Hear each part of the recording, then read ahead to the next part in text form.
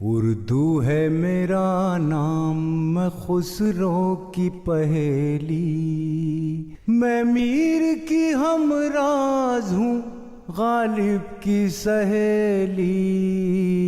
दक्कन के वली ने मुझे गोदी में खिलाया, सौदा के कसीदों ने मेरा हुस्न बढ़ाया। है मीर की अज़मत के मुझे चलना सिखाया, मैं दाग के आंगन में खिली बन के चमेली। उर्दू है मेरा नाम, मैं खुसरो की पहेली।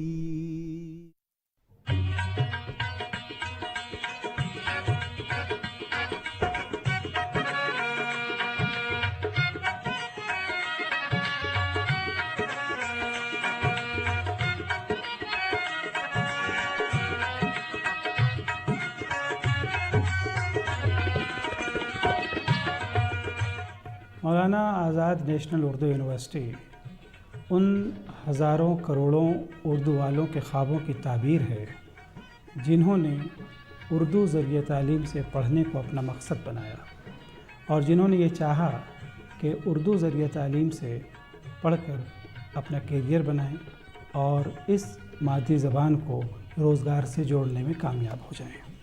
कि Urdu by and large practically मुसलमानों की ज़बान बनती चली जा रही है।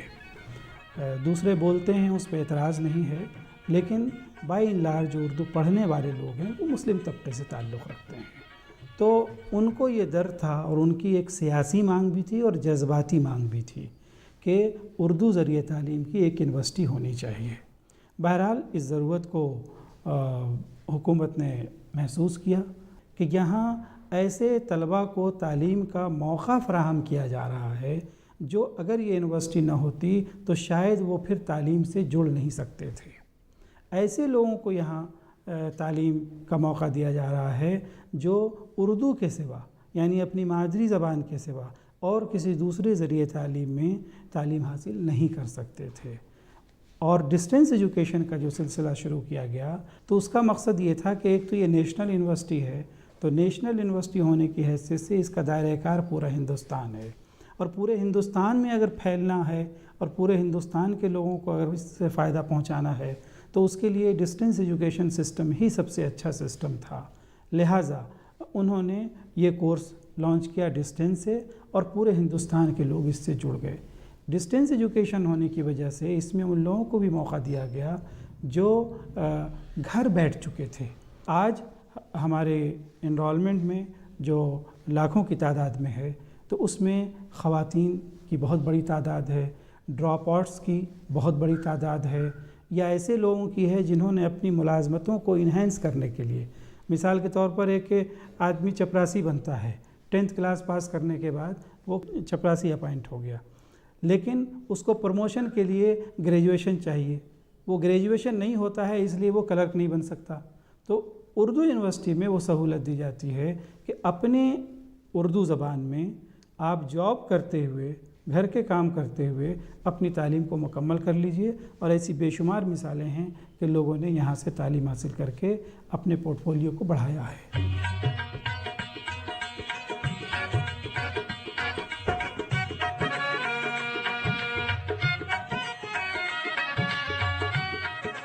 लैंग्वेजेस के डिपार्टमेंट्स हमारे पास हैं, जैसे मैंने अभी बताया कि उर्दू लैंग्वेज का है, इंग्लिश है, हिंदी है, पर्शियन है, अरबिक है। और सोशल साइंस में अभी जब मैंने ज्वाइन किया था तो सिर्फ एक ही डिपार्टमेंट था, बल्कि 2 कहने चाहिए, एक विमेन स्टडीज़ का और एक पब्लिक एडमिनिस्ट्रेशन का। अब मैंने आने के बाद यहाँ पर कोशिश की कि सोशल साइंस डेवलप हो, तो सोशल वर्क अच्छी तरह से काम करने लगा है, उनके बच्चों को नौकरियाँ भी मिल जाती हैं। We have started political science, we will be starting sociology and history from the next year. And similarly in science में, साइंस स्कूल में जिसको हम फैकल्टी भी बोलते हैं, एक ही डिप्लोमा कोर्स था कंप्यूटर में, यहाँ भी हमने MCA शुरू किया, मास्टर ऑफ कंप्यूटर एप्लीकेशन, और उसमें अच्छा रेस्पॉन्स हमें मिला। और इस साल हमारा फाइनल ईयर में वो बैच पहुंच चुका है फाइनल ईयर में। इसके अलावा हमने MSc मैथमेटिक्स शुरू किया। MSc मैथमेटिक्स के साथ अब हमने जो प्रपोज़ल दिया है वो हमारे साइंस और सोशल साइंस के दूसरे अंडर ग्रेजुएट कोर्सेज का भी। तो साइंस, स्कूल ऑफ साइंसेस को हमें पूरा डेवलप करने का इरादा है ताकि हम दूसरे सब्जेक्ट्स को भी तवज्जो दे सकें, जैसे ज़ूलॉजी है, बॉटनी है, केमिस्ट्री है, मैथमेटिक्स है। मैथमेटिक्स तो शुरू कर दिया है। इसी तरह से सोशल साइंस में हमने इस्लामिक स्टडीज़ शुरू किया, क्योंकि इस्लामिक स्टडीज़ यहाँ ना हो ये बात समझ में नहीं आती है, और इस्लामिक स्टडीज़ में हमारे पास काफ़ी अच्छा रिस्पांस मिल रहा है हमको, तो वो एक तरह से इस्लामिक स्टडीज़ का भी कोर्सेज शुरू किए। उर्दू को तरजीह देने के लिए, उर्दू को तरक्की देने के लिए हमारे पास 2 बहुत बड़े सेंटर हैं। Centre for Urdu language, literature and culture. Our purpose is to preserve and promote Urdu language.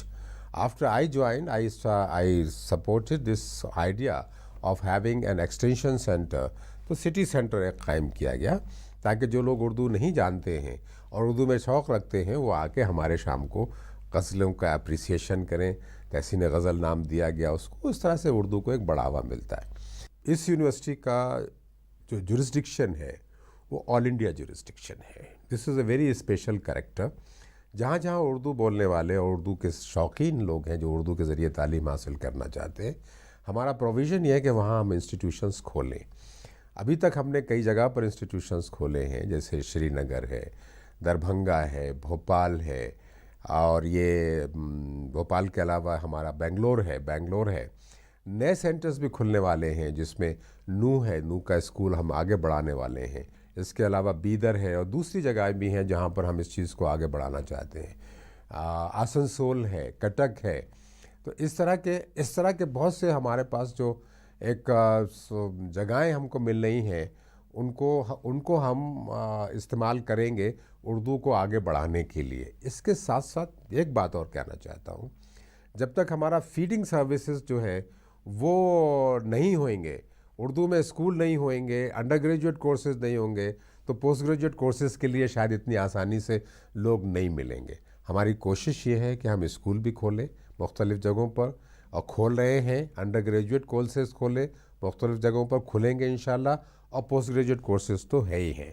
तो इस तरह से ये यूनिवर्सिटी इंशाल्लाह पूरे मुल्क में और मुल्क के बाहर भी उर्दू को फ़रोग़ देने में इंशाल्लाह कामयाब होगी।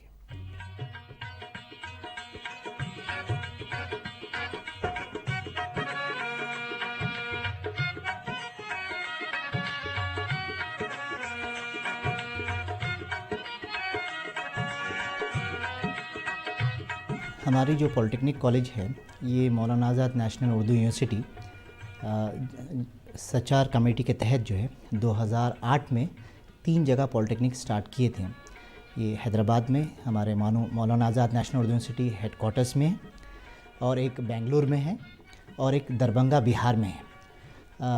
बेंगलुरु और दरभंगा में 3 कोर्सेस पॉलिटेक्निक के शुरू करें 2008 में, जिसमें civil engineering, computer science engineering, information technology. Hyderabad में इस 3 के अलावा इंफॉर्मेशन टेक्नोलॉजी भी स्टार्ट किए हैं। यानी 4 कोर्सेस हैदराबाद में हैं: computer science engineering, electronics and communication engineering, civil engineering और इंफॉर्मेशन टेक्नोलॉजी। स्पेशलाइजेशन में जैसे अभी मैं आपको बताया कि civil engineering, diploma in civil engineering, diploma in electronics and communication engineering, diploma in information technology, diploma in computer science engineering, 4 है। और हमारा जो है 3 बैचेस पास आउट हुए हैं। और ये पॉलिटेक्निक स्टूडेंट्स, चूँकि हर स्टेट में लैटरल एंट्री का एग्ज़ाम होता है, जिसके तहत पॉलिटेक्निक के स्टूडेंट्स डायरेक्टली जो है इंजीनियरिंग के सेकेंड ईयर में चले जाते हैं। तो यहाँ आंध्र प्रदेश के मोस्ट रेप्यूटेटेड जो कॉलेजेस हैं उसमें उनका दाखिला हुआ है। वो लोग इंजीनियरिंग कर रहे हैं, फ़िलवक़्त 3rd ईयर में हैं। और कई ऐसे स्टूडेंट्स हैं जो हर साल हमारे इस यूनिवर्सिटी से कैंपस इंटरव्यू होती है। काज़ारूनी कंपनी UAE की है, वो हर साल आती, इस साल भी आई है, और 5 पॉलिटेक्निक के स्टूडेंट्स और 1 ITI के स्टूडेंट को लेके गई है। मिडिल क्लास के जो बच्चे होते हैं वो इंजीनियरिंग या 10th के बाद बआसानी के साथ इंटरमीडिएट करते हैं, इंजीनियरिंग जाते हैं। मगर ऐसा जो यूथ का जो तबक़ा है, जो ड्रॉप आउट्स होते हैं, जो किसी फाइनेंशियल यानी प्रॉब्लम की वजह से अपनी स्टडीज़ कंटिन्यू नहीं करते हैं, तो तो उनको जो है यहाँ पर इनकरेज किया जाता है। जब इनकरेज किया जाता है तो पहले तो वो ये इस बात पर राज़ी होते हैं कि हम खाली डिप्लोमा करेंगे। और इस बीच में एक और बात बतलाऊं कि पूरे हिंदुस्तान की जितनी यूनिवर्सिटीज़ है सब में कम फ़ीस पॉलिटेक्निक की इस यूनिवर्सिटी में है।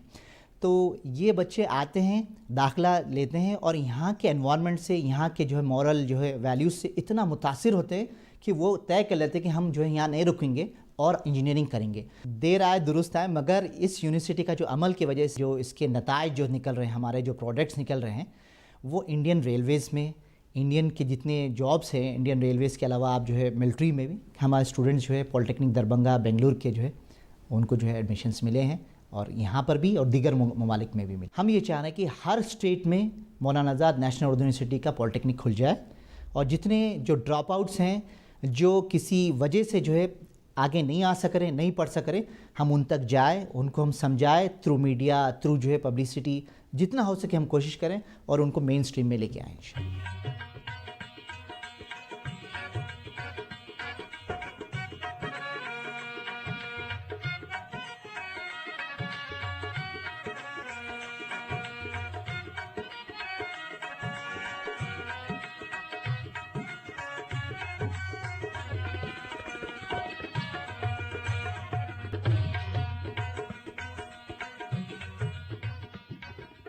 बेसिकली हमारा 2 साल का मास्टर्स कोर्स है में मास कम्युनिकेशन जर्नलिज्म, जिसमें 4 सेमेस्टर हैं, 4 सेमेस्टरों पे बेस्ड है ये। पहले सेमेस्टर में हम प्रिंट मीडिया को फोकस करते हैं, सेकंड सेमेस्टर हमारा है वो ऑडियो बेस्ड प्रोग्राम है, थर्ड सेमेस्टर में बेसिकली हम पब्लिक रिलेशन को फोकस करते हैं और एडवर्टाइजिंग को फोकस करते हैं, फोर्थ सेमेस्टर हमारा वीडियो प्रोडक्शन बेस्ड है। तो इस तरह करके मीडिया के लगभग जो तमाम एस्पेक्ट्स हैं, अक़साम हैं, हम सबको कवर करते हैं। हमारी यूनिवर्सिटी में 2004 में ये कोर्स शुरू हुआ और अल्हम्दुलिल्लाह बहुत अच्छा है। हमारे बच्चे किसी से कम नहीं हैं। अभी रिसेंटली हमारे 2 स्टूडेंट्स ने इंडियन इंफॉर्मेशन सर्विसेज क्वालिफाई किया। हमारे बहुत सारे बच्चे ऐसे हैं जिन्होंने नेट क्वालिफाई किया है, JRF क्वालिफाई किया है। दिगर बहुत सारे स्टूडेंट्स ऐसे हैं जिन्होंने फर्दर स्टडी के लिए PhD MPhils में दूसरे यूनिवर्सिटीज़ में एडमिशन ले रखा है। और हैदराबाद के ऑलमोस्ट उर्दू मीडियम में तो खुसूसी तौर पे, इसके साथ साथ जो यहाँ के इंग्लिश और तेलुगु मीडिया हैं वहाँ भी हमारे बच्चे काम कर रहे हैं। इसके साथ साथ कश्मीर और दिल्ली एक दो बड़े सेंटर्स हैं जहाँ हमारे बच्चों का प्लेसमेंट हुआ है, जहाँ वो काम कर रहे हैं। तो अल्हम्दुलिल्लाह रिज़ल्ट बहुत अच्छा है, प्लेसमेंट रिकॉर्ड बहुत अच्छा है। जो भी हमारे बच्चे जॉब करना चाहते हैं मीडिया में, ऑलमोस्ट सभी ऑब्जर्व हो जाते हैं। 2-3 बच्चे ऐसे हैं जिन्होंने अभी हैदराबाद में ही 2-3 बच्चे हमारे ऐसे हैं जिन्होंने मिलकर अपना एक ग्रुप बना रखा है, एक कंपनी बना रखी है जो बेसिकली एडवर्टाइजिंग के लिए फ्रीलांस काम लेते हैं और उनका भी अच्छा काम चल रहा है। वो किसी कंपनी या इदारे से वाबस्ता ना हो कि फ्रीलांस के तौर पे वो इस तरह के काम लेते हैं। मेरा अपना मानना है कि सहाफ़त कोई किसी अलग से नहीं आया हुआ है, इसी माशरे का एक हिस्सा है, इसी समाज का एक हिस्सा है। माशरे में वैल्यू सिस्टम गिरा है, माशरे के जो इक़्तिदार है, जो वैल्यू सिस्टम है, अगर वो गिरा है, जाहिर सी बात है सहाफ़त में भी गिरेगा। बिल्कुल सही कहा आपने, ये एक बड़ा चैलेंज है हम लोगों के लिए और हम स्टूडेंट्स को फोकस करते हैं कि आज उन वैल्यू सिस्टम की बात भी करें। बेसिकली यही फ़र्क है ट्रेंड और अनट्रेंड जर्नलिस्ट का कि यहाँ पे क्लासेस में हम उनको वैल्यू सिस्टम न सिर्फ पढ़ाते हैं बल्कि उस पर अमल करने की बात भी बताते हैं कि कैसे एक हिकमत अमली के साथ अब जो आपका एक जो हुस्न सलूक है उस पर रहते हुए अपने फ़राइज़ को अंजाम दें, बजाय इसके कि सहाफ़त को बिल्कुल एक टूल के तौर पर सिर्फ पैसा कमाने के लिए या पब्लिसिटी का एक स्टंट बना के छोड़ दिया जाए।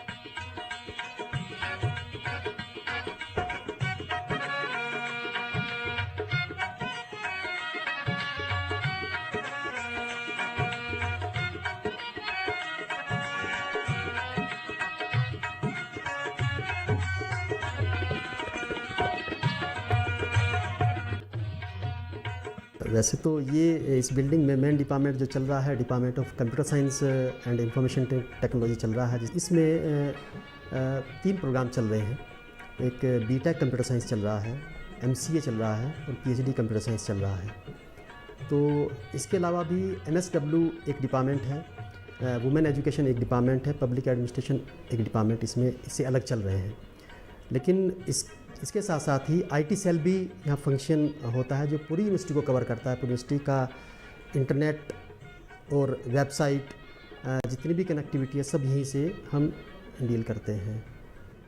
बच्चे तो ऑल ओवर इंडिया से यहाँ पे आते हैं। आपके ज़्यादातर बच्चे नॉर्थ के बच्चे बहुत सारे यहाँ पे, खासकर बिहार के बहुत बच्चे यहाँ पे आते हैं, यूपी के बच्चे हैं, कश्मीर के बहुत बच्चे हैं, जो पीएचडी स्कॉलर हैं इनफैक्ट यहाँ पे कश्मीर के ही हैं, केरला के बहुत सारे बच्चे आते हैं। सबसे कम फ़ीस इस यूनिवर्सिटी की है टेक्निकल कोर्सेज़ में। बीटेक की 3,000 रुपये फ़ीस हम मतलब बच्चा पे करता है। मुझे लगता है कि आईआईटी में भी 15,000 से कम फ़ीस नहीं है। IIIT मतलब बहुत हाई फ़ी होती है, हमारे यहाँ 3,000 फ़ी बच्चा देता है, उसमें पढ़ता है। एमसीए की फ़ी कहीं भी 30,000 से कम नहीं होती है, हमारे यहाँ 500 रुपीज़ 100% फंड सेंट्रल गवर्नमेंट से ही आता है।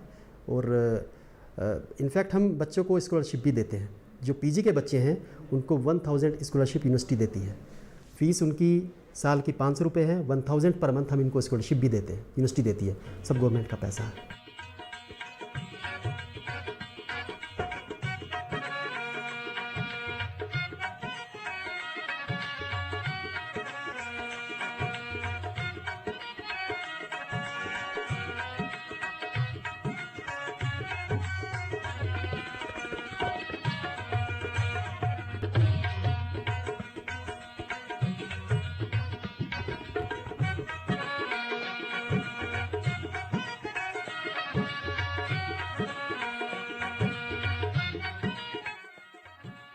डिस्टेंस एजुकेशन में देखिए उसके 2-3 काम होते हैं। ख़ासकर सारे मुल्क में हमारे स्टूडेंट्स फैले हुए हैं, 1,65,000 हमारे स्टूडेंट्स हैं और क़रीब 170 सेंटर्स पर वो तालीम हासिल करते हैं। तो उनके लिए न सिर्फ हम किताबें भेजते हैं बल्कि उनके लिए काउंसलिंग का इंतज़ाम भी करवाते हैं और साथ ही साथ उनके एग्ज़ाम भी कंडक्ट करवाते हैं। गो कि इसमें बहुत एक्टिव रोल एग्ज़ाम ब्रांच का रहता है, लेकिन जहाँ तक पेपर सेटिंग का ताल्लुक़ है, जहाँ तक जो है उनके साथ कोऑर्डिनेशन करने का ताल्लुक़ है, तो वो distance education control of exam के साथ, एग्ज़ाम ब्रांच के साथ पूरा कोऑपरेट करता है, उनको सपोर्ट करता है। आम तौर से स्टूडेंट्स डिसकंटिन्यू करते हैं, ड्रॉप आउट हो जाते हैं ड्यू टू वेरियस रीज़न, कई वजूहात के बिना पर, जिनमें ख़वातीन ज़्यादा होती हैं। घर बिठा दी गई, किसी वजह से शादी हो गई लिहाजा डिसकंटिन्यू की, तो उनको फिर ज़िंदगी में मौका नहीं मिलता। तो ये फासलाती निज़ाम तालीम, जिसको आम ज़बान में डिस्टेंस एजुकेशन कहते हैं, यही उनकी तालीम को जारी रखने का ज़रिया बनते हैं, एक कैटेगरी। दूसरी कैटेगरी वो है जो किसी वजह से इंटर कर लिए या डिग्री कर लिए, उसके बाद जो है जॉब ज्वाइन कर लिए या कोई टेक्निकल कोर्स कर लिए, जॉब ज्वाइन कर लिए ज़रूरत के मुताबिक, तो वो उनकी एक ख्वाहिश दबी रहती है कि हम आला तालीम हासिल करें। तो डिस्टेंस एजुकेशन उनकी उन ख्वाहिशों की तकमील करता है। ये आज के ज़माने में बहुत पॉपुलर हो रहा है, क्योंकि इसकी फ़िलासफ़ी यही है कि distance at your door step. तो उस तरह से जो है यूनिवर्सिटी से उनको कनेक्ट किया जाता है अपनी तालीम जारी रखने के लिए।